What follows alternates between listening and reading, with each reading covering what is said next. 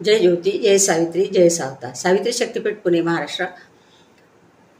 मैत्रिणींनो, मी आज आपल्यासमोर आमच्या झालेल्या नाटकाच्या प्रयोगाबद्दल बोलणार आहे. वंदनीय राष्ट्रसंतांची कर्मभूमी व समाधी असलेल्या मोजरी गुरुकुंज येथील ग्राम जयंती महोत्सवामध्ये गेल्या शुक्रवारी 18 एप्रिलला राष्ट्रपिता ज्योतिराव फुले आणि सावित्रीबाई फुले यांच्या जीवनाची संघर्षगाथा, क्रांतिदर्शक विचार मांडणारे आमचं जे नाटक आहे सावित्री माऊली, ज्योतिबाची सावली आणि सावित्री माऊली या नाटकाचं या ऐतिहासिक नाटकाचा प्रयोग सादर झालेला आहे.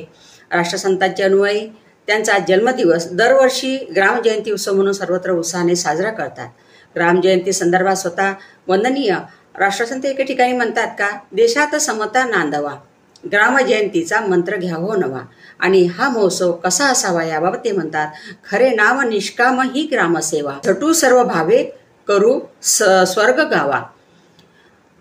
कळो हे वळो देह कार्या पडू दे, घडू दे प्रभू एवढे दे घडू दे. आणि वंदनीय महाराजांच्या याच विचारांचा आदर्श घेत तिथल्या ग्राम जयंती महोत्सवात समितीच्या युवा पदाधिकाऱ्यांनी ज्योतिबाची सावली सावित्री माऊली या नाटकाचं भव्य दिव्य स्वरूपामध्ये जे आयोजन केलं होतं त्यासाठी सर्व आयोजकांचे व समस्त मोजरी ग्रामस्थांचे प्रथमतः मी आभार मानून सर्वांना मी धन्यवाद देते.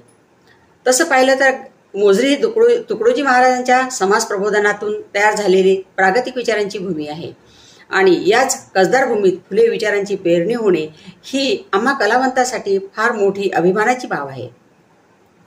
फुले दाम्पत्यांची संघर्षगाथा असलेल्या 2 अंकी नाटकाच्या सादरीकरणातून त्यांच्या आयुष्यातील महत्त्वाचे प्रसंग दाखवले जाते.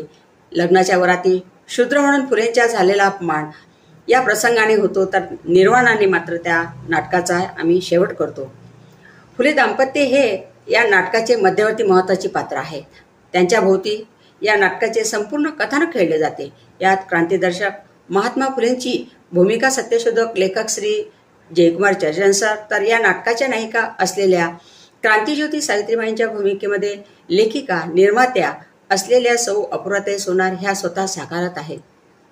या नाट्यकलाकृतीमध्ये माझी भूमिका जी आहे ती फुलेंची आत्या म्हणून आहे आणि पाणीवाली स्त्री, पाणी मागणारी स्त्री फुलेंकडे जी येते ती भूमिका परत माझी दुसरी पण भूमिका या नाटकामध्ये आहे.